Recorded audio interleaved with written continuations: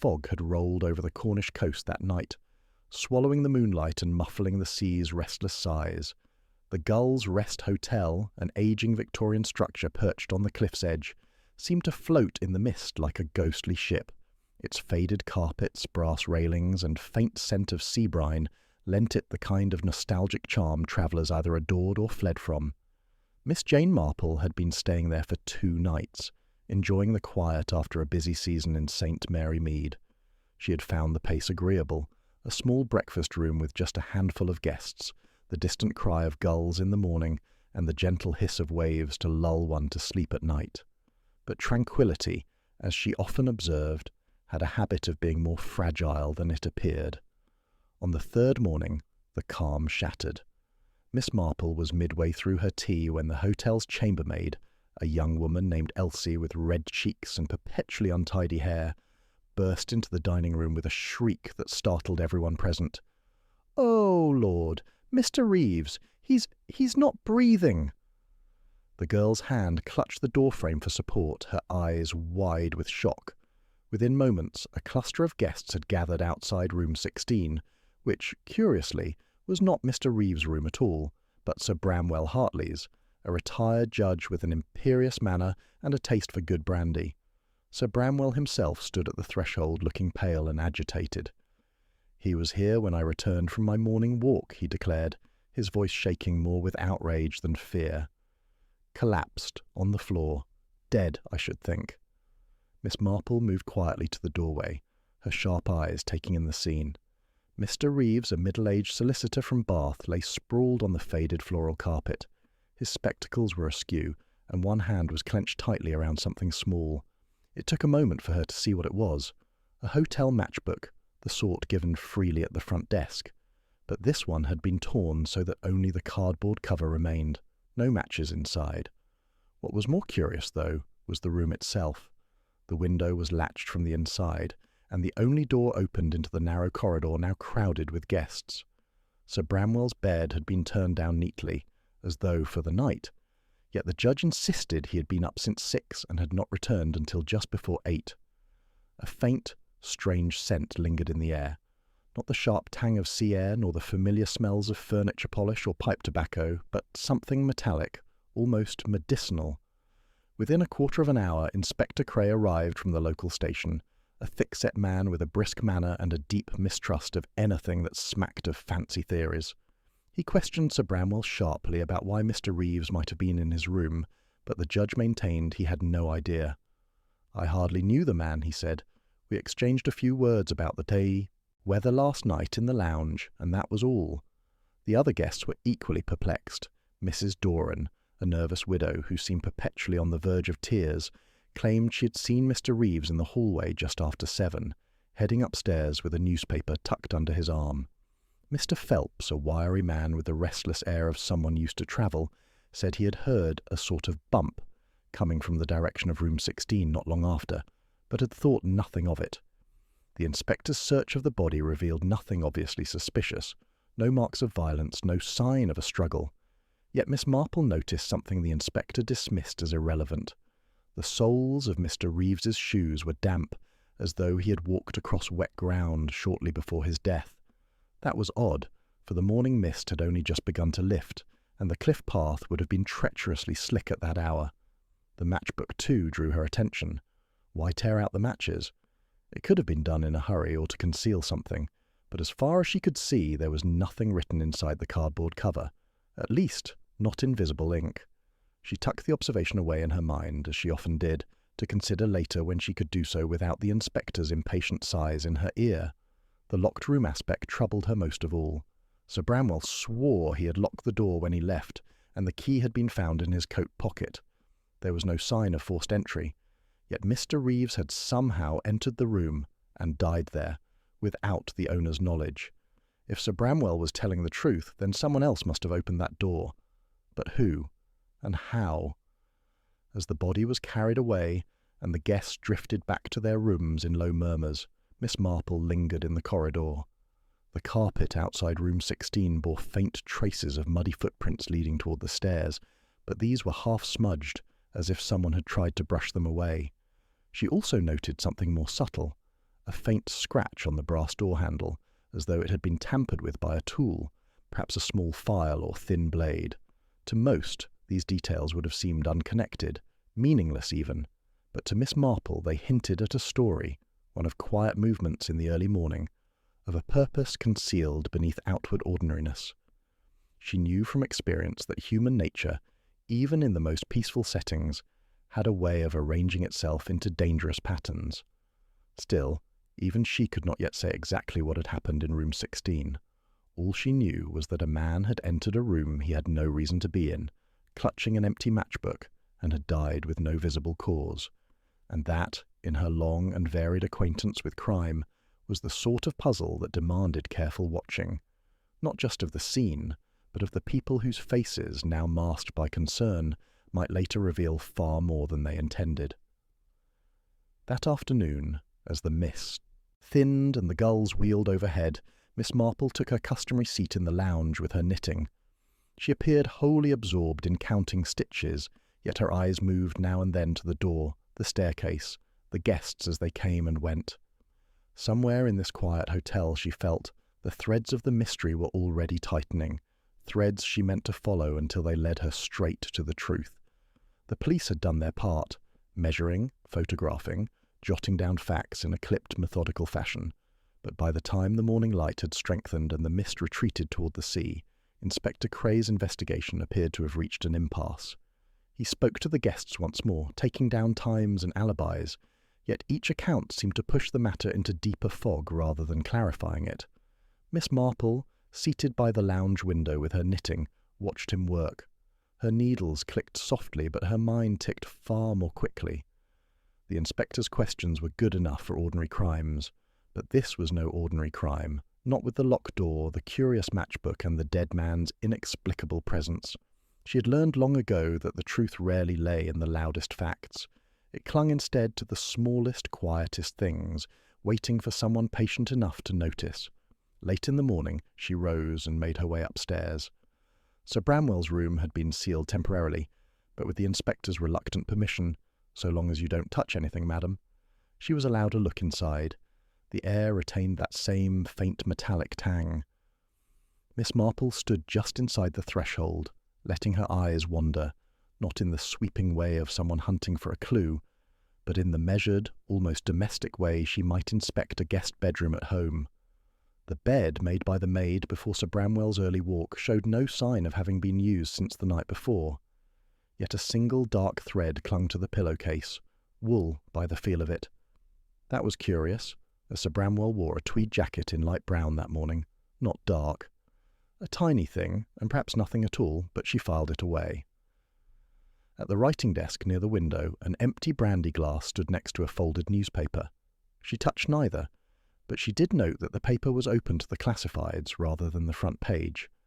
That in itself was not remarkable, but the small, smudged fingerprint on the margin caught her attention. It was not where a reader would normally grip the page, but in a corner where nothing of interest was printed. Her gaze drifted to the carpet, the floral pattern a blessing for anyone hoping to conceal a spill or scuff. Still, just near the leg of the bed, there was the faintest circle of discoloration. Water, she thought, that had dried. In a coastal hotel, damp marks might be common, but this one was oddly precise, as if a small container had rested there briefly. Inspector Cray cleared his throat impatiently from the doorway, and Miss Marple murmured her thanks and stepped out. In the corridor, she found herself in the company of Mrs. Doran, who clutched a lace handkerchief in both hands, as if it might fly away otherwise. "A dreadful business," the widow whispered, leaning closer. "And Sir Bramwell, why, he seemed quite beside himself, though not nearly as shocked as I should think." "Not as shocked, you say?" Miss Marple's tone was mild. Mrs. Doran hesitated, as though she had already said too much, then flustered on. "Only that, well, he did not ask at once what had happened. When the chambermaid screamed, most of us ran to see, but Sir Bramwell was already saying the man was dead. He hadn't even checked his pulse." She lowered her voice further, as though he knew before he saw. That was interesting, but Miss Marple merely nodded and let the conversation drift to the weather.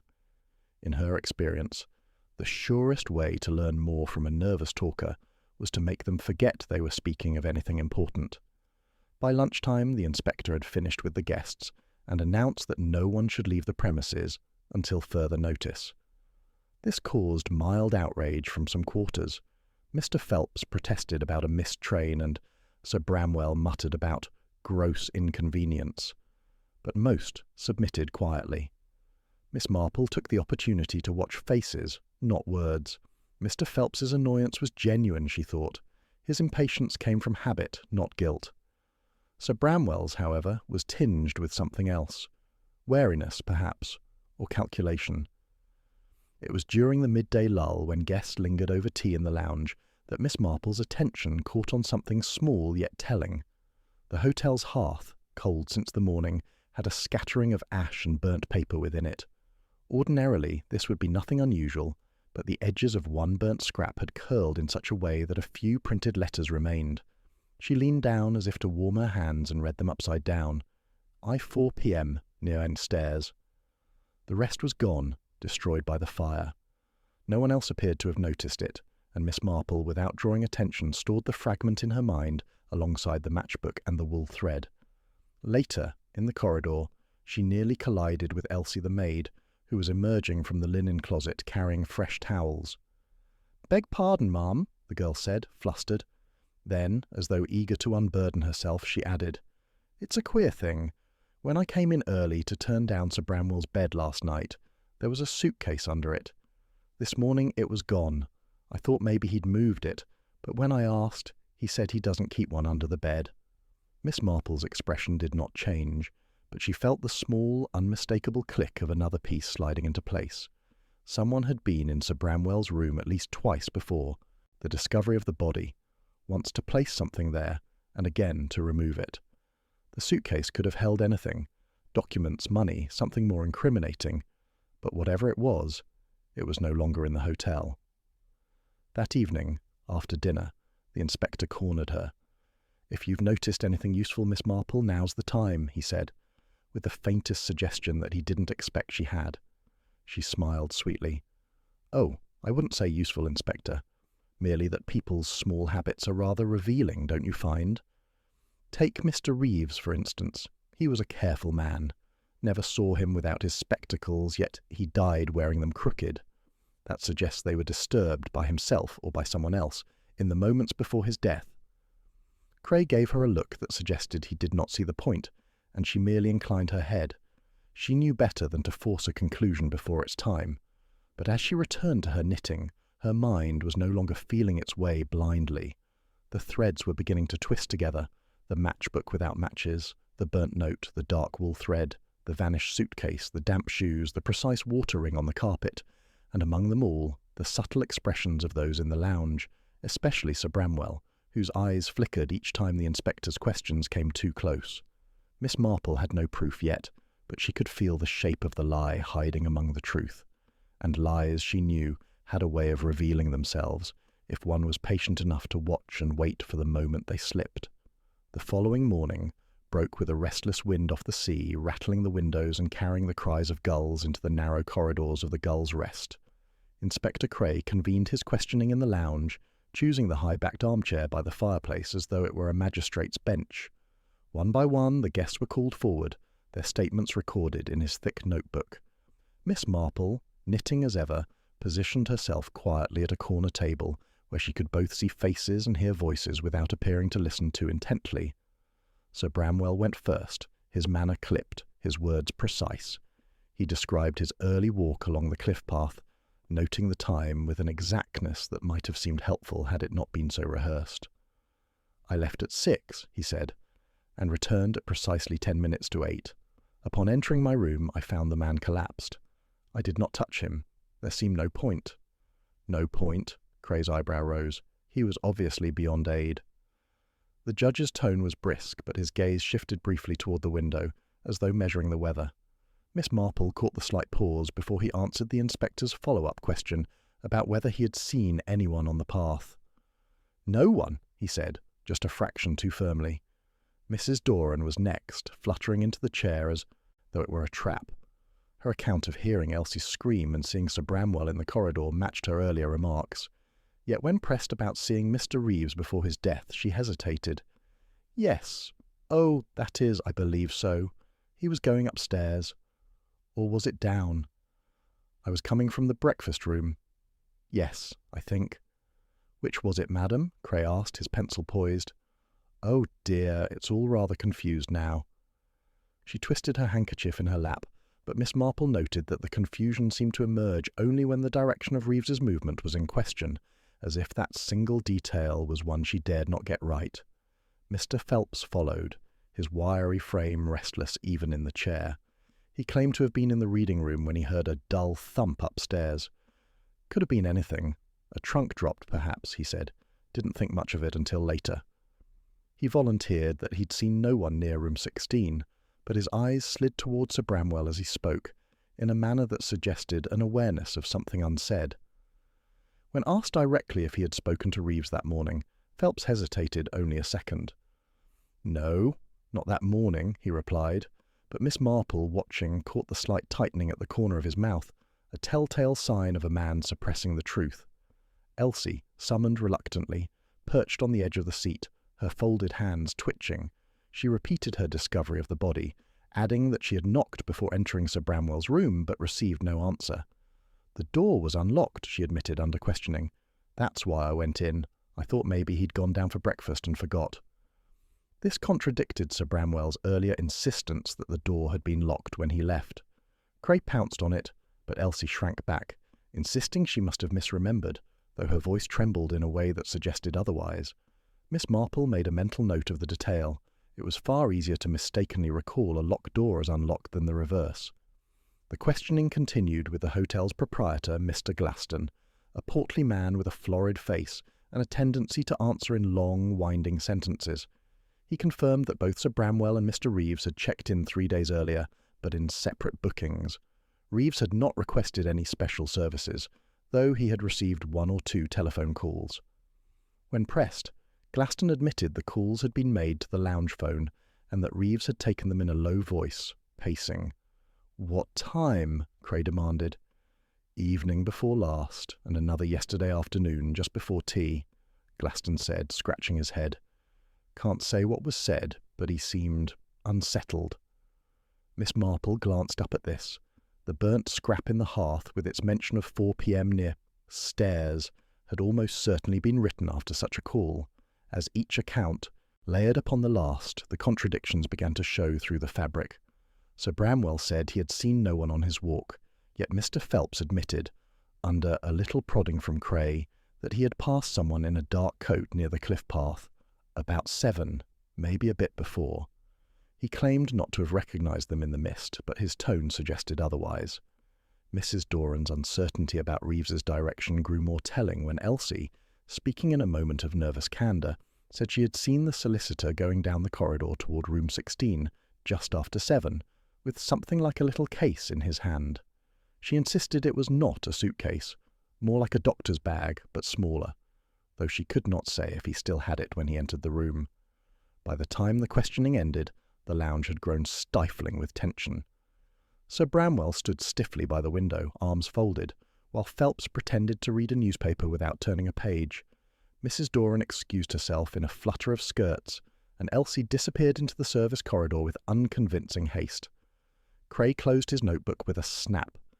"Well, they can't all be right," he muttered, glancing toward Miss Marple. "No," she said mildly. "And yet, dear Inspector, I think perhaps they are all telling the truth, as they prefer to remember it. It is an interesting habit of the human mind to rearrange inconvenient facts." He grunted. "You think someone's lying by omission." "Oh, not only omission," she replied, watching Sir Bramwell's reflection in the glass. "Sometimes the most dangerous lies are the ones that sound almost true." That afternoon, she took a quiet turn along the cliff path herself. The wind had scoured the earlier footprints, but near a sheltered bend she found a small scrap of wool snagged on a thorn, dark, matching the thread on Sir Bramwell's pillow. It might have belonged to anyone, but the bend was no place for casual strolling. It led only to a narrow track down toward the service stairs at the back of the hotel. Returning, she passed Phelps in the hallway. He offered a quick, polite nod, but in his other hand he carried a folded piece of paper, which he slipped into his pocket as soon as he saw her. That motion, far more than the paper itself, caught her interest. Men rarely hide harmless notes. By evening, Miss Marple's knitting lay untouched in her lap. The guests' stories swirled in her mind, each offering a truth trimmed neatly of its most incriminating edges.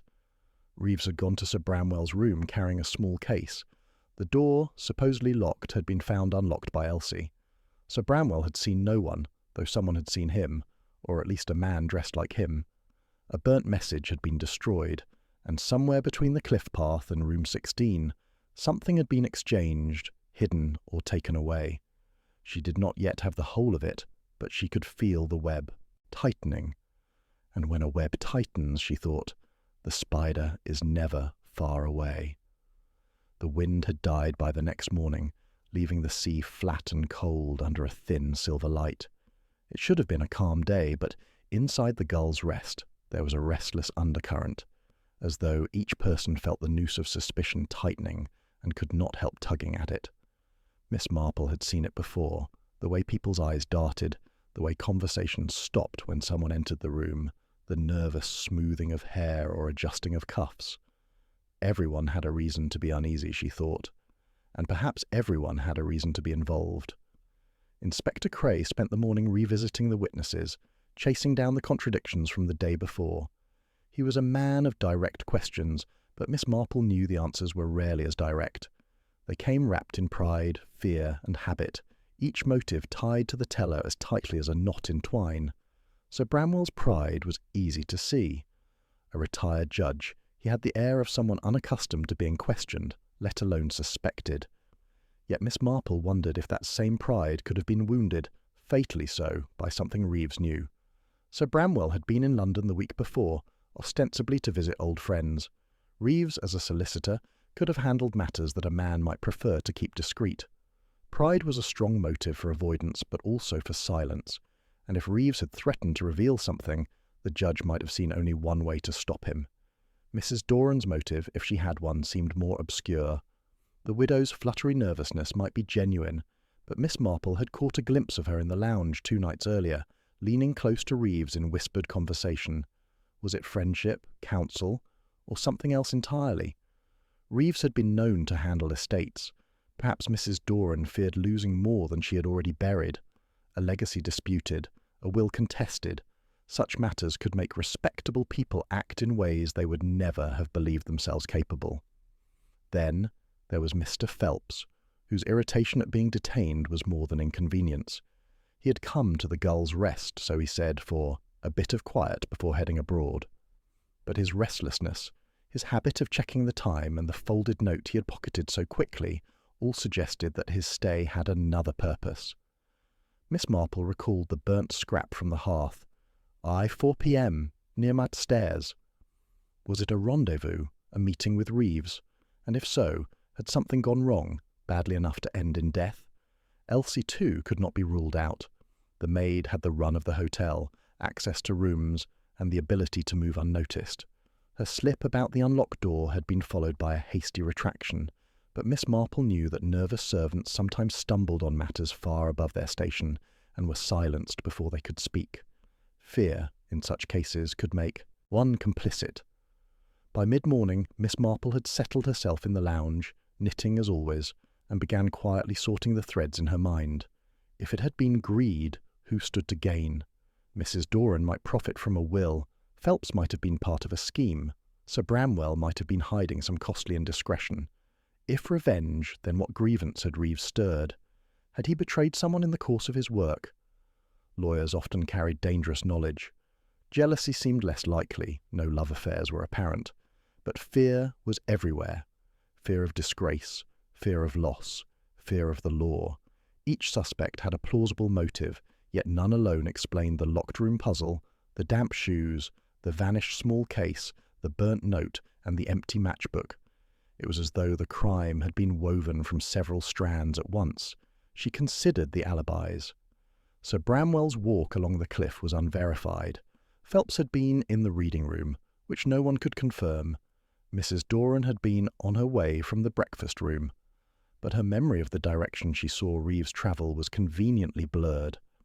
Elsie's work kept her moving about, but the exact times were lost in her rounds. Every one of them could have been near room 16 at the crucial moment. Miss Marple's mind returned to the matchbook. Why remove the matches? Matches could be used to burn a note, perhaps the very note whose scrap she had found in the hearth. But if Reeves had the matchbook when he died, then either he had failed to burn something, or someone had given it to him after the fact, perhaps to plant or confuse. She recalled that Reeves's spectacles had been crooked, suggesting a disturbance in his last moments. Could he have been struck, not with force enough to mark him, but with something subtler? The metallic scent in the room lingered in her thoughts like a half-remembered name. A web was forming. The case, the small one Elsie had seen, could have contained papers, money, or something small but valuable. Reeves might have been meeting Phelps or Sir Bramwell to exchange it. If Mrs. Doran was involved, it could have been tied to a will. If Phelps, perhaps smuggling or blackmail. If Sir Bramwell, a legal matter better left unrecorded. Whoever met Reeves had either taken the case or ensured it vanished. She began testing each possibility against the others. If Sir Bramwell killed Reeves, he would need to make it appear that the solicitor had entered an empty room, hence the locked door story. But why let the maid in so soon after? Unless he had not expected the body to be found so quickly. If Phelps was guilty, the rendezvous at 4 p.m. might have been a cover for an earlier meeting gone wrong. But why the judge's thread on the pillow? If Mrs. Doran was the culprit, her motive might rest on inheritance, but could she have managed the physical deception? Elsie troubled her most, not because she suspected the girl of murder, but because the maid might hold the single observation that would unravel the rest. Fear might have kept her from speaking, fear of implicating someone powerful, or of being blamed herself. Inspector Cray came over, his face set in a frown. "I've half a mind to send them all up to the station," he said. "Every one of them's hiding something." "Oh, I shouldn't wonder," Miss Marple said softly. "But, you see, Inspector, they may not all be hiding the same thing. In such a case, one must look for where their interests overlap. That is where the truth lies. People rarely conspire without some shared gain." Cray grunted, unconvinced, but Miss Marple's gaze lingered on the staircase where Phelps had just descended, his eyes darting toward the lounge desk as though checking for messages. And at the far end of the hall, Mrs. Doran was in low conversation with Sir Bramwell, both leaning slightly toward each other in the unmistakable posture of people bound by a common secret. She knew then that the motives here were not a single thread, but a braid, 3 or 4 strands twisted together so tightly that cutting one would loosen them all. The trick would be finding the point where they were first knotted, and that, she thought, would require both patience and the smallest prod to make someone's tongue slip. That prod would have to come soon. The longer a web remains intact, the more the spider can tidy it. And here, in the Gull's Rest, she had begun to suspect that more than one spider was at work. By the following morning, the air in the Gull's Rest was brittle with anticipation. The guests no longer lingered in the lounge as they had the first day. Instead, they kept to corners or their rooms, emerging only when necessary, their glances sharp and wary. Miss Marple, seated in her usual place near the window, watched this shrinking of the social circle with quiet interest. It was often in these moments of collective unease that someone made a mistake. The mistake, when it came, was not the kind of slip she had expected. Shortly after breakfast, Inspector Cray strode in from the cliff path, a wind-reddened flush on his cheeks and a triumphant gleam in his eyes. In his hand, wrapped in a handkerchief, was a small leather case, the very one Elsie had described. "Found it in a patch of gorse just below the path," he announced to the gathered guests, "hidden under a stone. Looks like someone tossed it over the edge and it caught in the branches." He set it on the lounge table and opened it with a flourish.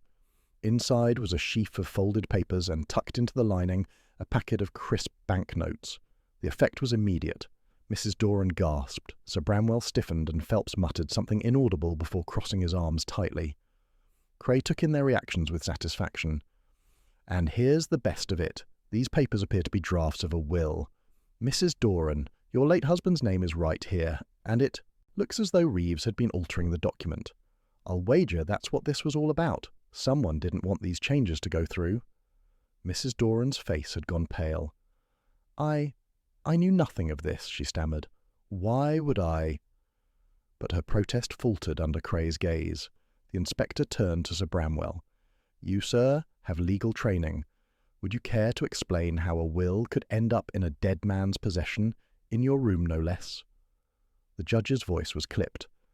"I have no knowledge of those papers. Mr. Reeves may have shown them to me had he lived, but I assure you—" "That's enough," Cray interrupted.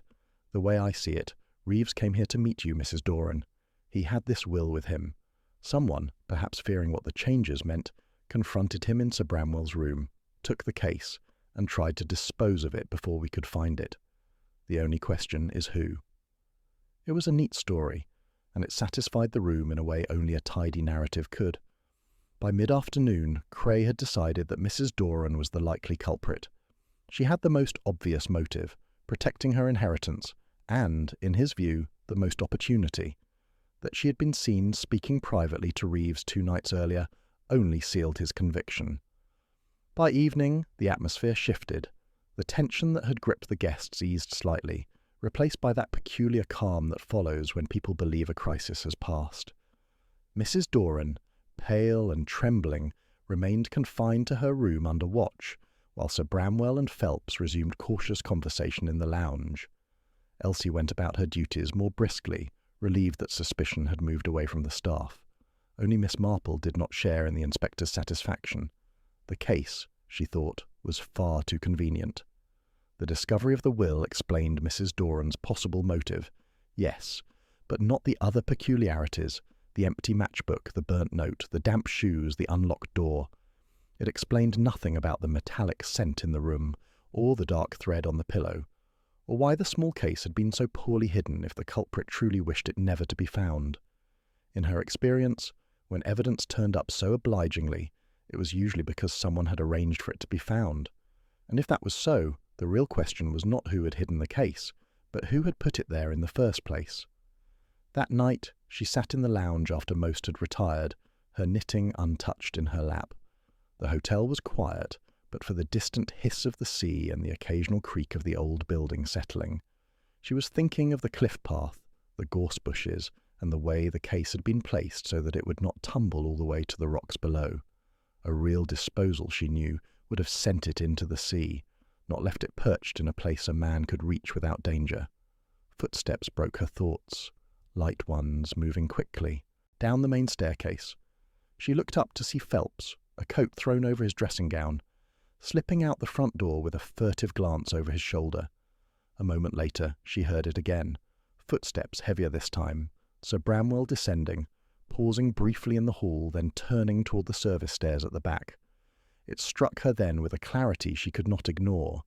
The web had not been torn apart by the inspector's solution at all. It had merely been brushed aside, the real spider still spinning behind it.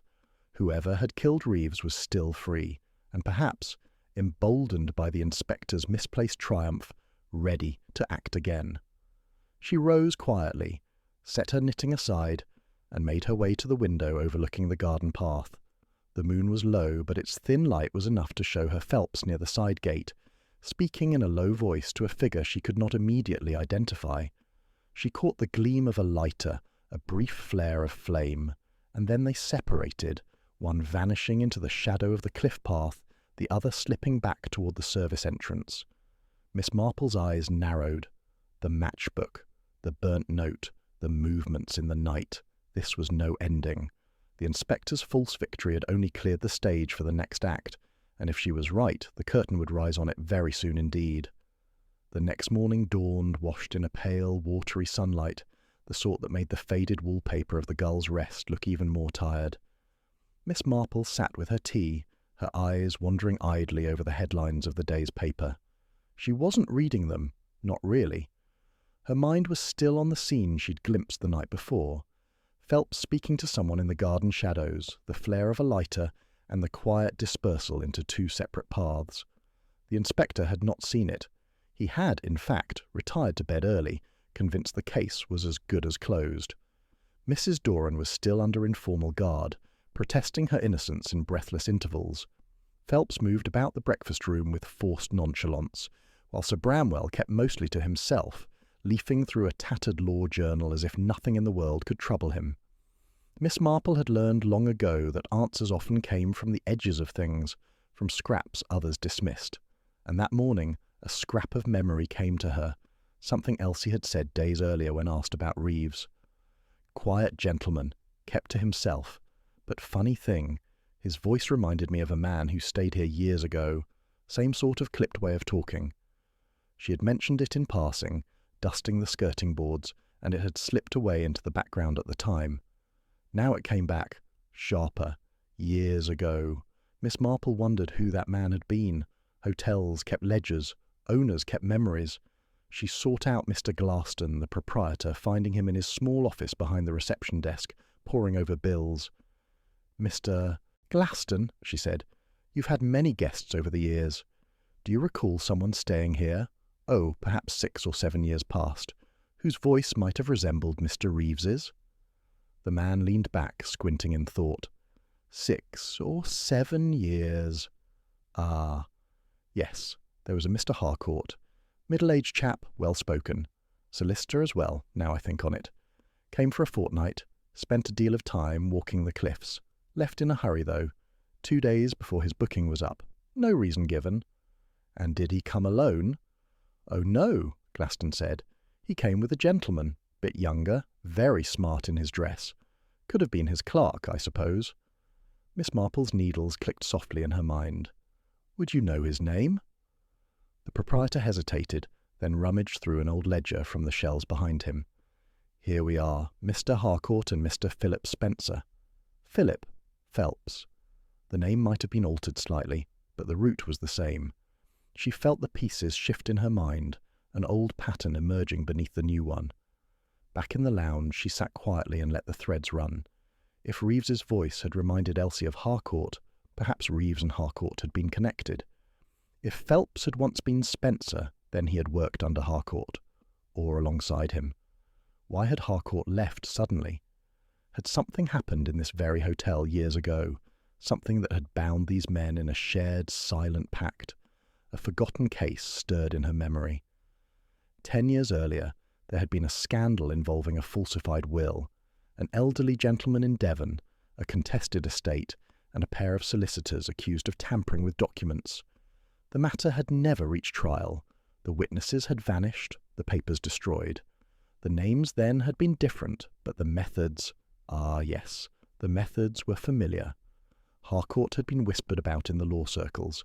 Spencer had disappeared entirely. Now Reeves was dead, a will in his possession, and Phelps, once Spencer, was here, meeting in the shadows. And Sir Bramwell, a retired judge, would have known of that scandal, perhaps even presided over some related hearing. Could it be that Reeves had come here not by chance, but because the past had summoned all three? She thought of Mrs. Doran too. Her husband's estate was the focal point of the current will. Was it possible that he too had been connected to the old Devon case, or that the very assets in question were tainted by that earlier fraud? The overlooked details of the present began to glow with new meaning. The burnt scrap, by 4 p.m. near Weedon Stairs, might have been a planned meeting to exchange papers tied not only to Mrs. Doran's inheritance, but to the remnants of that older scheme. The small case, hidden but not destroyed, could have been meant as leverage rather than evidence to be eliminated. And the matchbook, empty, could have been used not for light, but to ignite something small and damning from the past. Miss Marple rose and wandered to the bookshelf in the lounge, where Sir Bramwell still sat. She spoke lightly, as though making idle conversation. "I was just thinking, Sir Bramwell, how curious it is, the way people from old cases sometimes drift together again. One might almost think the past refuses to stay buried." The judge's eyes flickered upward for only a moment, but it was enough. "Some matters," he said, "are best left where they lie." That was not the voice of a man detached from events. It was the voice of someone who knew exactly what those events had been. By the time she returned to her chair, Miss Marple's mind was alight. The crime in room 16 was no isolated quarrel over a single will. It was the flowering of an old root, planted years ago in another place under other names. Reeves had been part of it, Phelps had been part of it, and Sir Bramwell had known, or judged, them both. And Mrs. Doran? She might be the unwitting centrepiece, her inheritance simply the latest jewel in a long chain of fraud. The thought made her oddly certain of one thing. Reeves had not come to the Gull's Rest as an enemy to all, but perhaps as an ally to one, and a threat to another. Which of those roles had led to his death she could not yet say, but she now knew where to dig, and she meant to do so before the past's shadow reached for another victim. The next afternoon the lounge of the Gull's Rest was bright with low winter sunlight, throwing long, sharp-edged shadows across the worn carpet. Miss Marple sat in her usual armchair, apparently absorbed in her knitting, though her needles clicked slower than usual. She was thinking, carefully, deliberately, about how best to prise open the tight shell of lies surrounding the guests. Conventional questioning had reached its limit. Inspector Graves had made his rounds twice more, and each suspect had repeated their statements almost word for word. Too neat, too rehearsed. The truth, Miss Marple knew, was like a frightened bird. It would not be coaxed out by force, only by creating the right conditions for it to fly. She had decided on something a little unconventional. It was a trick she had once used in St. Mary Mead, when a certain Mrs. Bartlett had been suspected of pilfering lace at the church bazaar. Not a direct accusation, but the planting of an idea, half fact, half fiction, that might stir guilt or fear into action. After luncheon, she asked Mr. Glaston for a quiet word. Within minutes, word had accidentally begun to circulate among the guests that the inspector would be returning in the evening to make an announcement. The rumour, she ensured, contained one important detail. A new piece of evidence had been found in room 16, something that could prove who was there at the crucial hour. She gave no hint of what that something was, only that it was very distinctive and could not be explained away. It was, of course, entirely fabricated, but Miss Marple watched closely to see what such an announcement would draw out. Phelps, lounging in the corner with a cigarette, froze mid-inhale when the gossip reached him. He coughed twice, stubbed the cigarette out too quickly, and immediately excused himself, heading toward the back garden. Mrs. Doran, overhearing the same, turned an alarming shade of pink and began fussing with her gloves, pulling them on and off without reason. Sir Bramwell merely raised an eyebrow, but Miss Marple did not miss the tightening of his jaw before he returned to his book. The most telling reaction, however, came from Elsie. The maid had been quietly clearing a side table, but at the mention of something distinctive, she gripped the tray so hard her knuckles whitened. A moment later, she bent down to retrieve a napkin that had not fallen, as if to hide her expression. By late afternoon, the atmosphere in the hotel had grown tense. Guests came and went in nervous bursts. Doors clicked shut down the corridor. Voices were lowered to conspiratorial murmurs. That was when Miss Marple set her second stage in motion. She called for tea to be served in the lounge at 5 o'clock, inviting all the principal figures. Sir Bramwell, Mrs. Doran, Phelps, and even Elsie, under the pretext of needing help with the trays. She positioned herself where she could see them all and waited until the cups had been poured, then made her move. "I must tell you," she said lightly, "the inspector was quite amused when I showed him the object. It's the sort of thing one would never expect to find in a gentleman's room. Rather personal, I should say." Phelps's hand, lifting a sugar cube, hovered for a moment before dropping it into his tea with a splash. Mrs. Doran made a sharp, involuntary laugh that ended too quickly. Sir Bramwell did not look up, but he turned a page without reading it. Miss Marple went on in her most harmless voice. "Of course, it has a very faint scent, just enough for someone with a good memory to place it. The inspector thought it smelled faintly of, oh, what was the word? Heliotrope, yes. Quite distinctive." This time the crack came. Elsie, who had been standing behind Mrs. Doran, dropped a teaspoon with a metallic clatter. "Beg pardon, ma'am," she said, bending to pick it up. But Miss Marple saw her face, pale, startled, and tight around the mouth. "Ah?" Miss Marple said to no one in particular. "But perhaps I'm mistaken. Scent can linger on the strangest things." She let the matter drop, speaking instead of the weather and the coastal winds, but she noted that Phelps scarcely drank his tea. Mrs. Doran stirred hers endlessly, and Elsie left the room at the first opportunity. Later, as the guests drifted away, Inspector Graves appeared. Summoned by Miss Marple's earlier message, she met him in the hallway and explained what she had done. "The object doesn't exist," he asked, incredulous.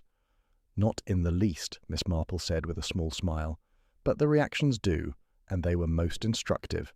2 people are frightened of what we might know, and 1 is afraid of what we might smell. She explained in a low voice that heliotrope was an uncommon scent these days, used mostly in older perfumes, and, interestingly, in certain brands of high-end stationery ink. Reeves had been known to write in violet ink, faintly scented. If that smell lingered on a person, it might mean they had handled his papers after his death. Which narrows our field, Miss Marple concluded, to those who have had access to that room, and to his personal effects, when they thought no one was looking. The inspector's eyes narrowed. "And you think one of them will make a mistake now?" Miss Marple smiled, her needles resuming their gentle click. "Oh, I rather think they already have." That evening she would set the next part of her plan in motion, not through direct confrontation, but by quietly pulling at that single scented thread until the whole knot of the case came undone. The trick had worked. She now knew where the fabric was weakest, and all that remained was to tug. By the following morning, the hotel seemed quieter, too quiet, like a room holding its breath. Miss Marple had slept lightly, her mind turning over the reaction she'd provoked the day before. The heliotrope gambit had been useful, and she meant to follow it up by examining Reeves's belongings more closely. Inspector Graves had agreed to have the late barrister's case files brought down from room 16 into the small writing room at the far end of the lounge, where they could work without the eyes and ears of curious guests. Shortly after breakfast, the inspector fetched her. "We've got them here, trunk, valise, and desk folio," he said, leading her into the writing room. "All locked, but we'll take an inventory." Miss Marple's eyes rested on the dark leather folio, the one Reeves had been seen carrying into the hotel. It was well worn, the corners softened with age, the clasp tarnished. She imagined his neat handwriting within, the careful notes of a man who never forgot a detail. Somewhere in those pages, she was certain, was the thread that tied the whole business together. They began slowly, Graves dictating items as she made a neat list in her slanted hand. Files on old legal cases, letters bundled with ribbon, receipts for small purchases, stationery, train fares, tobacco. But then, in the middle of their work, Graves frowned. "Where's the packet you mentioned yesterday?" he asked. Miss Marple looked up. "The envelope with the violet ink? I saw it yesterday evening when we briefly examined the desk in room 16. It was in the top compartment, with Reeves's handwriting, quite distinctive." Graves checked again, more roughly this time, shuffling papers and opening the folio's smaller pockets. Nothing. The envelope had vanished. Miss Marple felt a cold, deliberate stillness settle over her thoughts. "Inspector, was the folio under your sole care after it left the room?" "I had it brought down by Constable Farrow this morning," Graves said, his jaw tightening, "and it was locked the whole time." "Locks, I've found," Miss Marple said mildly, "rarely keep out those who most wish to enter." Graves swore under his breath, already striding for the door to find Farrow, but Miss Marple's eyes drifted to the window. The sash was closed, but the thin layer of dust on the sill bore the mark of a hand, and the faintest smudge of wool lint clung to the latch. Not many guests went into the writing room. It was too far from the fire, and the sea wind made it chilly. Whoever had been here had come with purpose, and recently. By mid-morning, the hotel was a hive of subdued activity. Graves spoke sharply to the constable in the hallway. Phelps sauntered past with exaggerated nonchalance. Mrs. Doran lingered near the front desk, feigning interest in the post. Miss Marple, after a thoughtful pause, wandered toward the small side corridor leading to the laundry. She had noticed earlier that Elsie's apron pocket bulged oddly, too much for a bundle of keys. When the maid emerged, flushed from the heat of the drawing-room, Miss Marple greeted her kindly. "Such a lot of work for you today, my dear," she said, with a glance toward the pocket.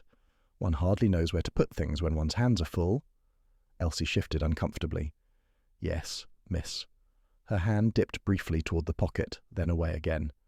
"We've got all Sir Bramwell's shirts to press. Takes up the whole table."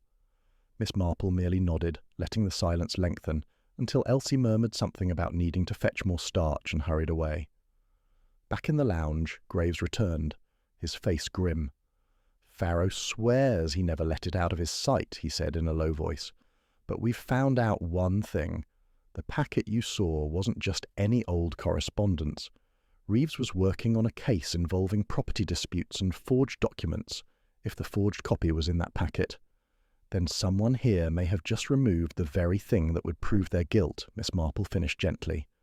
Or, Graves said, someone destroyed it entirely. The implications hung in the air. Without the packet, they had only a tangle of statements and vague suspicions. The scent clue was no longer enough. Anyone could deny it without the physical paper to back it. Miss Marple's mind, however, did not dwell on loss. She was already turning over possibilities, considering not only who would want the packet gone, but who had the knowledge and the daring to take it from under the police's nose.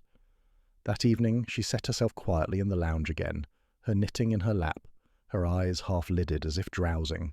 But she was listening to the creak of the corridor floorboards, to the murmur of voices in the far corner, to the faint sound of the front door opening and shutting twice within 5 minutes. The thief, she felt certain, had not removed the evidence to destroy it entirely. No, something in her bones told her it had been hidden, moved somewhere safer, somewhere they could retrieve it later without suspicion. The trouble was, every hour it remained out of her hands, the case lost strength, and if the culprits sensed that she and Graves were closing in, they might yet destroy it for good. That night, Miss Marple resolved to act, not tomorrow, not next week, but before another day's tide came in. Somewhere within the narrow walls of the Gull's Rest, the missing packet waited, and she meant to find it before it vanished a second time. Because the real danger was not simply that the evidence had gone, it was that someone in that quiet seaside hotel had just shown they could outpace the police, and that meant they were far from done. The storm broke before dawn, rattling the windows of the Gull's Rest and sending a fine spray of seawater against the panes. Miss Marple, who had slept even less than usual, sat at her small table with the remains of a cup of cocoa, listening to the wind. Somewhere out there, she thought, was a mind nimble enough to snatch crucial evidence from under Inspector Graves's nose, and clever enough to keep it hidden. She was fastening her brooch when a sharp knock rattled her door. It was Graves, looking pale under the lamplight. "Come quickly, Miss Marple. There's been another incident." He led her down the narrow passage to the far end of the guest floor, where a small crowd had gathered. The door to room 12, occupied by Mrs. Doran, was ajar, and a chambermaid stood wringing her hands in the corridor. Inside, the bedclothes were thrown back, the wardrobe doors gaped open, and a single overturned chair lay on the carpet. The dressing table was bare except for an upended jewellery box. Most striking of all was the absence of the formidable Mrs. Doran herself. "When did you last see her?" Miss Marple asked the maid. "Last night, ma'am. She asked for an extra blanket after supper, said the wind was making her joints ache. I brought it in, and she was wearing her dressing gown. Seemed in good spirits." Graves gestured toward the window, which was unlatched, though the rain had blown in. "No footprints outside," and he said, "but the ground sodden. Anyone would leave a trace. Either she left in a hurry or—" He trailed off. Miss Marple bent to examine the sill. The rain had plastered the dust, but beneath it she saw a faint scuff, as though something had been lifted over the ledge. A suitcase, perhaps, or a person. "Inspector," she said quietly, "did Mrs. Doran know anything about the missing packet?" Graves frowned. "She knew Reeves slightly, if that's what you mean. Sat with him at dinner once or twice. But no, nothing concrete. Why?" Miss Marple's gaze swept the room again. The jewellery box lay open, yet several valuable-looking brooches remained inside, untouched. "Because," she said, "this does not feel like a robbery." By mid-morning the search was underway. The storm had eased to a steady drizzle, and constables fanned out across the headland, checking paths to the beach and the road to the village. Guests milled about the lounge, murmuring behind hands. Miss Marple kept to her chair, knitting with apparent serenity while her eyes tracked movements. Phelps lingered too long near the telephone desk. Elsie slipped twice into the service hall with her head down. Sir Bramwell had yet to leave his room. But it was the faint scent, sharp and floral, that caught her attention. She had first noticed it 2 nights ago in Reeves's room, faint on the packet's paper.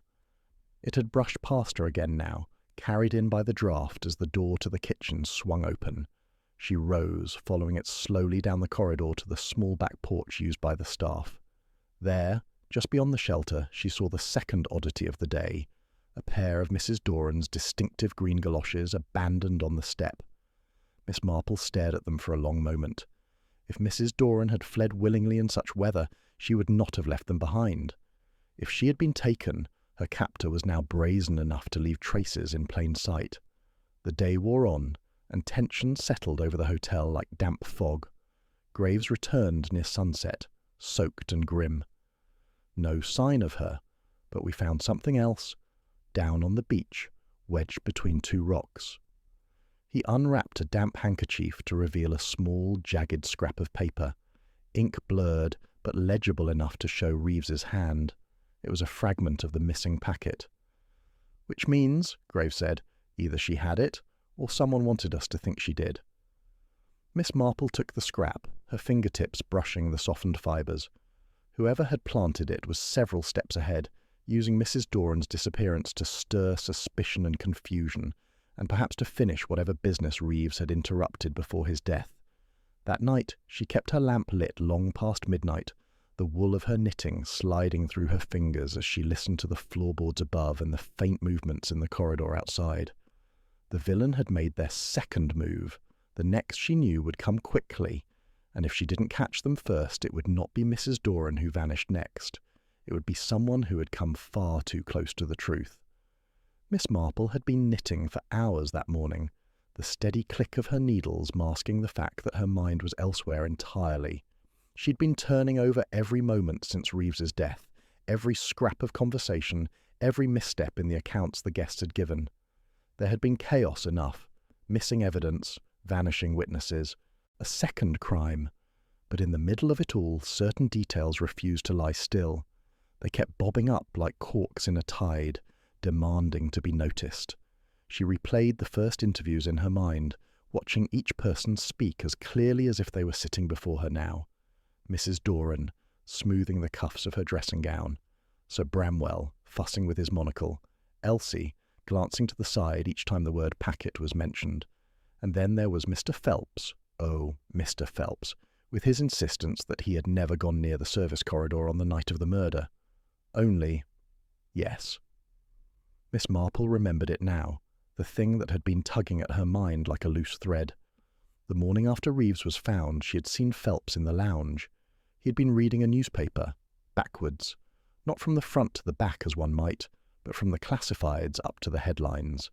She'd thought it odd at the time, a quirk perhaps, but she had also noticed the faint smudge of soot along his thumb and forefinger, as though he had recently handled something burned. Now it slid into place. Phelps had been near the kitchen that morning. She was certain of it. She'd smelled the faint tang of scorched paper when he'd passed her chair. Scorched paper that could have been part of Reeves's packet before it was stolen, and later found in fragments on the beach. She set her knitting aside and went for a walk about the lounge, peering casually into corners as though seeking a misplaced thimble. In reality, she was watching people's movements, listening to what they didn't say. Sir Bramwell was still keeping to himself, but every time the word police was mentioned within earshot, his fingers flexed on his walking stick. Elsie was moving too quickly between rooms, her eyes darting to the clock more than seemed natural. But the clearest signal came when Graves entered with a tray of tea for himself, a small, rather unnecessary display to put guests at ease, and Phelps, seeing him, leaned forward and asked in that falsely light voice, "Any word from the railway about Mrs. Doran's luggage?" No one had mentioned the luggage. Not that morning, not since the night before. Miss Marple felt the last piece click into place. Phelps had knowledge he should not have had, knowledge about where Mrs. Doran's belongings were, or weren't, and about what might be hidden in them. He had burned what he thought was incriminating evidence, planted other scraps to mislead, and somehow he knew the woman's movements too well for coincidence. The pattern was suddenly as plain as the stitches in her knitting. Phelps had been in the service corridor because he was watching Reeves, waiting for the right moment to act. Mrs. Doran had either stumbled upon something she shouldn't have, or she had been working with him until the arrangement soured. The galoshes left on the step were no accident. They were meant to suggest a hasty departure, masking the fact she was removed quietly in the dark by someone she trusted enough to open the door to. Miss Marple kept her discovery to herself for the moment. Patterns, once spotted, could be woven into a trap if handled delicately. The next move had to be made as though she was still in the dark, allowing the person in question to believe they had the advantage. That afternoon she took tea by the fire, knitting once more, her expression mild as ever. But her eyes followed Phelps each time he crossed the room, and each time his glance flicked to the corridor that led toward the locked storage rooms. The man had the air of someone with a final task to complete, a loose end to tie up before the storm of suspicion broke, and Miss Marple, knowing now exactly how the threads connected, was determined to be waiting when he made his play. Miss Marple had always said that understanding a crime was not simply a matter of who had done it or how, it was a matter of why. The truth, she believed, was always rooted in the soil of human motive, and in this case, that soil had been churned into a tangled, muddy mess by lies, pride, and something else she hadn't yet named. But the pattern she'd spotted the day before was already pointing her toward the heart of it. Phelps had grown jumpy, not in the crude, flinching way of a petty thief, but in the manner of someone who feared that time itself was running out. He checked his watch too often, his gaze darting toward the corridor leading to the locked storerooms, and whenever Mrs. Doran passed, his eyes tracked her like a hawk, sharp, measuring, predatory. Miss Marple decided the time had come to tug on the right thread and see what unravelled. She approached Mrs. Doran in the lounge, leaning on her stick just so, her voice pleasant, but with that faint grandmotherly firmness that allowed no evasion. "My dear," she said, "I couldn't help noticing you've been keeping to your room a great deal these past 2 days. I do hope you're not unwell." Mrs. Doran's answer was too quick. "Just tired. All this business has been exhausting." Her hands fiddled with the edge of her cardigan, and her gaze flicked, not to Miss Marple, but to where Phelps sat by the hearth pretending to read. That was when Miss Marple realized something crucial. This wasn't the look of a conspirator watching an accomplice. This was the look of a cornered animal watching its hunter. Later that evening, Miss Marple took Graves into her confidence. "I wonder, Graves, whether Mr. Phelps's interest in Mrs. Doran has less to do with the packet Reeves was carrying and more to do with Mrs. Doran herself." Graves, long-schooled in keeping his voice neutral, merely said, "You suspect a personal matter, madam?" "Yes," Miss Marple said softly, "but not romance. Fear, and fear of a very particular kind." The breakthrough came when she examined the small scraps of scorched paper found near the beach. Among the charred edges was a fragment that had escaped the flames, one side blank, the other bearing a child's name in faded ink. It was a name Miss Marple recognized from a case she'd once read about in the Times years ago. A child who had vanished from a Cornish village, presumed drowned, though whispers of foul play had swirled about the matter. The prime suspect had fled abroad before an arrest could be made. The suspect's name had been Harold Phelps. The blood seemed to drain from her cheeks, not in shock, but in the solemn recognition that the stakes had been higher than she had imagined. Reeves's death wasn't about money at all. The packet Reeves had carried contained not incriminating accounts or blackmail notes, but evidence, documents tying Phelps to that long-forgotten disappearance. Reeves had been close to publishing an article exposing the truth. And Mrs. Doran? She was not a co-conspirator, but the sister of the lost child. She had come to St. Mildred's under a false name, perhaps to find out for herself whether Phelps was indeed the man she suspected. Reeves, a fellow guest, had taken her into his confidence when he discovered the connection, promising to help her expose Phelps. Phelps's motive was no longer the tidy greed or self-preservation the authorities might have expected. It was a desperate, consuming need to erase the past, to obliterate any proof of what he had done decades ago. This was not just about avoiding prison. It was about obliterating the one terrible act that defined him, about controlling the narrative of his life so completely that no one could touch it. Miss Marple understood the psychology well. Men like Phelps did not see their crimes as wrong in the moral sense. They saw them as unfortunate necessities, mistakes only because they were found out. For such a man, the past was not a chain of guilt, but a ticking clock, counting down to the moment when someone, somewhere, would drag it into the light. That, she realized, was why he had been so quick to destroy the packet, to plant false trails, to push suspicion onto others.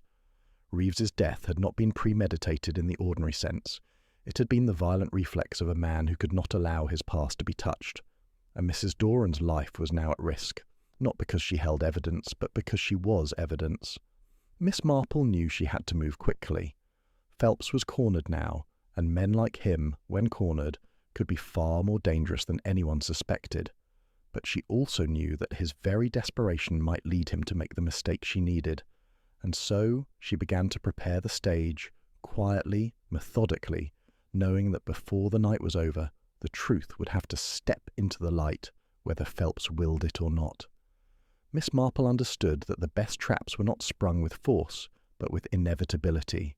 That evening, as the sea wind rattled the panes of St. Mildred's, she persuaded Inspector Graves to invite everyone into the lounge for a final clarification of facts.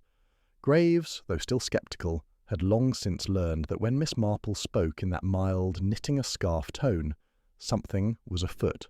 The fire crackled in the grate. Guests settled in with varying degrees of curiosity, unease, and thinly veiled hostility. Phelps sat near the back, his posture deceptively relaxed, but his eyes never left Mrs. Doran, who was positioned by the fire, Miss Marple on one side, Graves on the other. "I should like to tell you all a story," Miss Marple began, her knitting bag resting neatly in her lap. "It is about a small village in Cornwall some 20 years ago. A child vanished, quite tragically, presumed drowned, though certain details suggested otherwise. The only suspect disappeared abroad shortly afterward. No trial was ever held. The matter faded from public view, but not from the minds of those most concerned." A muscle twitched in Phelps' jaw. "In our present matter," Miss Marple continued, "we have the unfortunate death of Mr. Reeves, a gentleman with an interest in unsolved crimes. I believe Mr. Reeves had stumbled upon proof connecting that long-ago disappearance to someone here among us. He agreed to help a certain lady," her eyes slid gently to Mrs. Doran, "in confirming what she had long suspected about her brother's fate."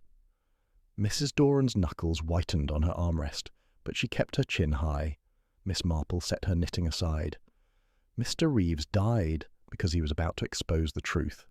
The packet he carried did not contain blackmail material for personal gain, but rather documents tying the suspect to the child's disappearance. That suspect could not risk exposure. And so they acted, swiftly, violently, destroying what evidence they could and attempting to shift suspicion elsewhere." Phelps gave a low, humourless chuckle. "An entertaining story, madam. But as I've already told the inspector, I never met Mr. Reeves before coming here." Miss Marple's eyes twinkled faintly. "Yes, you said much the same about never having visited Cornwall. Odd, then, that the fragment of paper found near the beach, partially burned, bore the name of a child whose surname was registered in the very parish where you once lived under an assumed name, Henry Palmer." For the first time the room stilled completely. "You had been the child's tutor, Mr. Phelps," she went on softly, "entrusted with his care on a day trip to the coast. Accounts differ as to whether it was an accident or something darker. But whatever happened, you fled. Perhaps you feared prison. Perhaps you feared scandal. But you feared, above all else, losing control over how the story would be told." Phelps's face had gone the colour of old parchment. Miss Marple's voice sharpened just slightly. "You could not allow Mrs. Doran to live once you realised she knew who you were, and you could not allow Reeves to publish. The killing was not planned in advance, but it was executed with the cold logic of a man accustomed to self-preservation. That is why you tried to destroy the packet, why you have been watching Mrs. Doran every hour since. You are waiting for the moment to silence her too." "You can't prove a word of this," Phelps said, but his voice had lost its steady arrogance. Miss Marple reached into her knitting bag and withdrew a small tin. "On the contrary, in this tin are the remains of the burned papers. My friend at the post office assisted me in steaming apart one section before the flames reached it. It bears not only the child's name, but also your signature, Mr. Phelps, then using your alias. You signed it the morning of the trip." Phelps surged to his feet, eyes darting toward the door. Graves moved to block him, but it was Mrs. Doran who stood in his path, her voice low and fierce. "You left him there to die. My brother was 8 years old." For a moment, something flared in Phelps's eyes. Anger, yes, but also the barest flicker of fear. Then, like a man realizing the board is lost, he slumped back into his chair. Miss Marple's tone became almost kind. "I dare say you will be given your chance to tell your side of the story at last, Mr. Phelps, but you will not have the privilege of erasing it any longer." Graves stepped forward, handcuffs glinting in the firelight. Phelps made no move to resist. The room remained silent as he was led away, the soft hiss of the sea outside pressing against the windows. When the door closed, Mrs. Doran turned to Miss Marple, her eyes bright with unshed tears. "How did you know?" "My dear," Miss Marple said, retrieving her knitting, "people rarely change. A man who has lived his life evading the truth always leaves a little space for it to slip through, if one knows where to look. In your Mr. Phelps's case, it was in the way he watched you, not as an enemy might watch, but as a man watches a storm he knows he cannot stop." She began to knit once more, her needles clicking softly in the quiet room, the final knot in the case tied as neatly as the loops of her yarn. The evening had worn itself down to a comfortable quiet, the sort that comes after a storm has passed. Inspector Graves had escorted Phelps to the station, Mrs. Doran had retired to her room, and Miss Marple was left in the lounge, contentedly knitting by the fire. The sea wind had shifted, losing its bite, and the heavy air of suspicion that had hung over St. Mildred seemed to lift at last. It was nearly 10 when Graves returned, his boots still damp from the walk. "All done," he said, rubbing his hands together. "He'll be in a cell by midnight. Signed a statement too. Rather flat by the end. I almost felt sorry for him." Miss Marple glanced up mildly. "Almost." "Well," Graves admitted, "it was a rotten thing to do, what he did to that boy. Still, I'll say one thing for you. Miss Marple, you don't miss much." She smiled faintly. "One does one's best." He poured himself a cup of tea from the pot on the sideboard, then paused mid-pour. "Funny thing, though. While I was booking him, Phelps asked me if Mrs. Doran would get what she wanted at last. I asked him what he meant, but he just smiled." Miss Marple's needles paused for just a fraction of a second, so small a hesitation that most would not have noticed. "What indeed?" she murmured. The words lingered with her long after Graves went upstairs. She set her knitting down, went to the writing desk in the corner, and began leafing through the scattered correspondence Reeves had left behind. Graves had deemed it irrelevant to the matter, but Miss Marple had learned never to take irrelevance at face value. One letter, dated a month before Reeves's death, caught her attention. It was written in Reeves's neat hand, but addressed not to a publisher, as Graves had assumed, but to a solicitor in London. The contents were terse.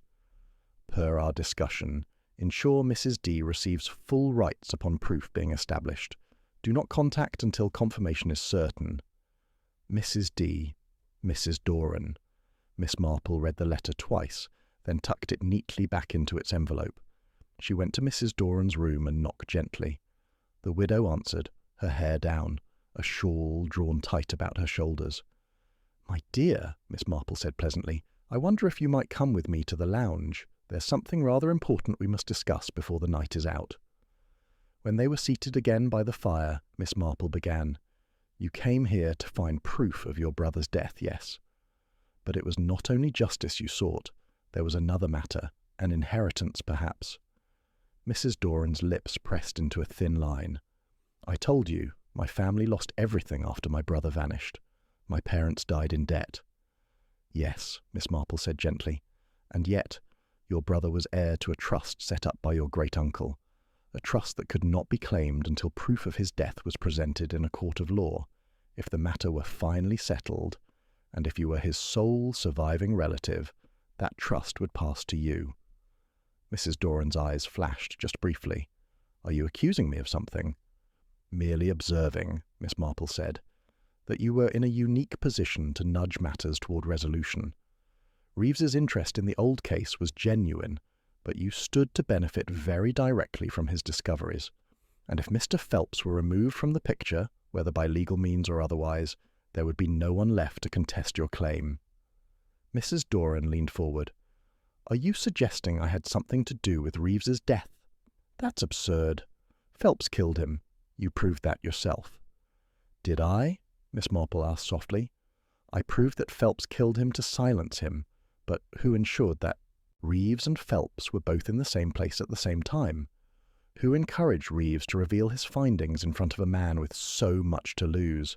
And who, after Reeves's death, became the very image of a wronged woman, earning not only our sympathy but also clearing the last obstacle between herself and a rather large fortune? For a moment the fire's crackle was the only sound. Then Mrs. Doran smiled, a slow, cold smile that never touched her eyes. "You're very clever, Miss Marple, but cleverness is nothing without proof, and you have none." Miss Marple regarded her calmly. "Oh, I think the solicitor in London might disagree. I took the liberty of telephoning him earlier this evening. He was most enlightening about the urgency of your request, and your insistence that the matter be settled by the end of summer." Mrs. Doran's smile faltered just slightly. "Rest assured," Miss Marple said, rising and smoothing her skirt. "I shall leave the rest to Inspector Graves. I imagine he will be quite interested in hearing the full extent of your arrangements." As Miss Marple left the room, she heard the widow's voice behind her, low, bitter, and tinged with something very like admiration. "You really don't miss anything, do you?" Miss Marple paused at the door, her tone as mild as ever. "One does one's best, my dear. One does one's best."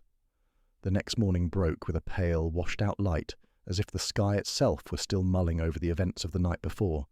The tide was low, and from her window Miss Marple could see the dark spines of rocks glistening in the early sun. The house, though outwardly calm, hummed with quiet tension.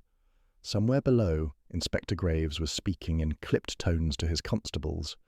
By breakfast, Mrs. Doran was gone. Not under arrest, Graves had been forced to admit that without a direct link between her and Reeves's death, he could not detain her, but gone nonetheless. She had left before dawn, taking with her only a small trunk. Graves had watched the coach disappear down the coastal road with an expression that was equal parts frustration and reluctant respect.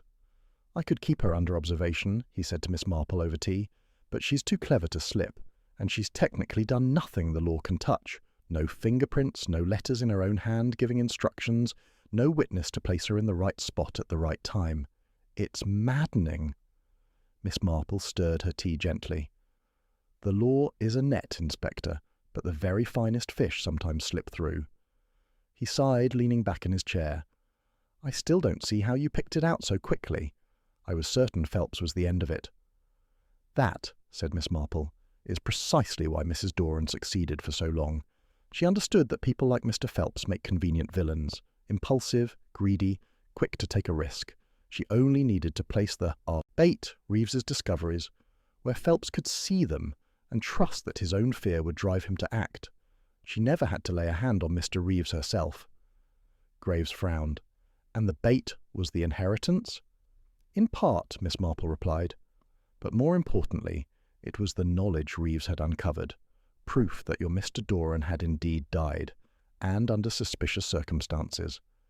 Mrs. Doran made sure Reeves and Phelps crossed paths. She encouraged Reeves to confront Phelps in private, knowing his temper and desperation. When Reeves was killed, she wept most convincingly, because she was telling the truth. She had not killed him. She had simply set the stage." She paused, glancing out at the water. "You see, Inspector, the most dangerous criminal is not always the one who strikes the blow, but the one who arranges for the blow to be struck by another's hand." Graves tapped the table thoughtfully. "And the letter to the solicitor? That was her real slip, wasn't it?" Miss Marple smiled faintly. "Yes, even the cleverest people have moments when they believe themselves beyond suspicion. That letter revealed her urgency. Why this summer? Why now? She could not afford to wait another year. Perhaps her funds were running low, or perhaps she simply wished to close the chapter and live out her remaining years in comfort. "But you said it yourself," Graves said. "Without something solid, the law can't touch her." Miss Marple nodded. "Quite true, which is why, Inspector, you must make your peace with it. Sometimes justice is a matter for courts, and sometimes—" She let the thought hang, her eyes distant. "Sometimes justice lies in knowing the truth, even if one cannot prove it. Mrs. Doran will live with the knowledge that she was seen through, even if no cell door ever closes behind her." Graves gave a dry chuckle. "You've a way of making that sound almost like punishment." Miss Marple's knitting needles clicked softly as she resumed her work. "It is, in its way. People like Mrs. Doran rely on the world seeing them as innocent. The moment they realize they are truly known, they are never quite at ease again. Every look, every word from another person carries the possibility that someone else suspects them too." The inspector sat for a while in silence, watching her knit. "You know," he said finally, "you might have made a very fine police officer." Miss Marple's eyes twinkled. "Oh, I doubt it. Police work requires so many rules and reports, and I'm afraid I'm rather fond of my own ways. But I have known a great many people, Inspector, and people more than rules are the heart of such matters." Later that day, when Graves had gone and the house was quiet again, Miss Marple took a solitary walk along the cliff path.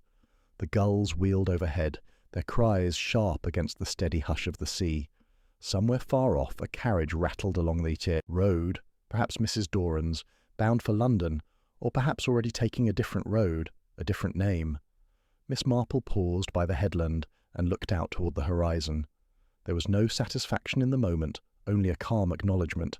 Justice, she knew, was not always a neat thing tied up with ribbons. It was a living, human matter, prone to the same imperfections as those it sought to serve.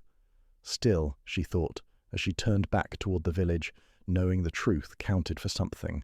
It always had, and as long as she could see it, no matter how well it was hidden, she would consider her work well done. The train to London was late that morning, a thin mist drifting over the coastal station like a veil reluctant to lift. Miss Marple stood on the platform with her carpet bag at her feet, hands folded neatly over her umbrella. She had said her farewells to Inspector Graves over breakfast, receiving a firm handshake and the kind of nod that conveyed more respect than words. He had promised to write if anything further developed in the case, though both of them knew that, legally speaking, there was little more to be done. Still, Miss Marple's mind was not entirely at rest. She had solved the puzzle, at least enough to see the truth for what it was, but there remained a nagging sensation, a faint tug at the edge of her thoughts, like a half-forgotten tune. She could not quite place it, and that unsettled her. She glanced down the tracks, then idly opened her reticule to check the small notebook she carried everywhere. In tidy, looping handwriting, she had listed every fact and observation from the last fortnight. It was a habit she kept even after a case was resolved, for she had learned that puzzles sometimes yielded a second layer if one looked long enough. Her eye caught on a detail she had almost forgotten, a mention in Reeves's diary of the ledger in the sea chest. Miss Marple remembered searching that chest with Graves, finding only clothing, maps, and an old telescope, but no ledger. Reeves's habit of precise record-keeping made it unlikely that he had simply misplaced it. The train's whistle echoed faintly in the distance. Miss Marple closed the notebook, but the thought would not leave her. If the ledger truly was missing, what had it contained? It might have been unrelated to the inheritance and the death, or it might have been the one piece of proof Mrs. Doran feared above all else. Proof strong enough that someone, perhaps not Mrs. Doran herself, had removed it after Reeves's death. She boarded the train and found a seat by the window. The mist softened the view into blurred shapes, cottages, hedgerows, the faint shimmer of the sea. As the carriage lurched into motion, she let her gaze wander, more in thought than in attention to the passing scenery. The case had been unusual in that she felt certain of the culprit, but unsatisfied by the conclusion. Mrs. Doran would live comfortably, perhaps even remarry. The law would not touch her. Yet, was she truly the only one? Reeves had crossed paths with other figures that summer, 2 shipping men from Bristol, a solicitor's clerk, and that quiet, watchful maid in the boarding-house, whose name Miss Marple could not now recall. The maid. Miss Marple sat up a little straighter. She remembered the girl vividly now, dark-haired, slight, with a habit of avoiding direct questions. She had been present when Reeves returned from his last trip to the harbour, the very day before his death. The girl had carried his valise upstairs. Could she have seen something inside? Perhaps even removed something before it was locked away? The train rattled on, and the station faded behind them. Miss Marple allowed herself a small, wry smile. This was how mysteries lingered, not in the grand strokes of murder and motive, but in the tiny, overlooked actions that might change the story entirely if only they were understood. Her thoughts were interrupted by the sound of paper sliding under her carpet bag. She bent to retrieve it and found an envelope lying neatly on the floor. The handwriting on the front was unfamiliar, but it was addressed simply, Miss J. Marple. No stationer's mark, no postage stamp, meaning it had been placed there by hand, perhaps while she was boarding. She hesitated for only a moment before breaking the seal. Inside was a single sheet of paper bearing just 3 lines. You saw more than they wanted, but not all. The ledger tells the rest. No signature. Miss Marple read the words twice, then folded the paper and returned it to its envelope. She looked around the carriage, but the other passengers were few. A young mother with a sleeping child, a travelling salesman absorbed in his newspaper, and an elderly couple murmuring to each other. None looked remotely suspicious. The train entered a tunnel, the sudden darkness making her reflection appear briefly in the window, clear and composed, but with the glint of curiosity in her eyes. When the light returned, she smiled faintly to herself. It seemed the summer's business was not quite over after all. The missing ledger, the quiet maid, and now this message. There was another layer to the puzzle, waiting to be teased apart. Perhaps, she thought, the true end of the matter lay not in what Reeves had discovered about Mrs. Doran, but in what else he had learned, something even more dangerous to the person who now wished to keep it hidden. The whistle blew again as the train slowed for the next small station. Outside, the mist was lifting, revealing a sunlit stretch of countryside. Somewhere beyond, a truth still waited, and Miss Marple, for all her preference for quiet gardens and the rhythm of village life, found herself wondering, not without a hint of anticipation, where that truth would lead her next. She straightened in her seat, folded her hands neatly over her umbrella once more, and fixed her gaze on the horizon. After all, one mystery always has a way of leading into another.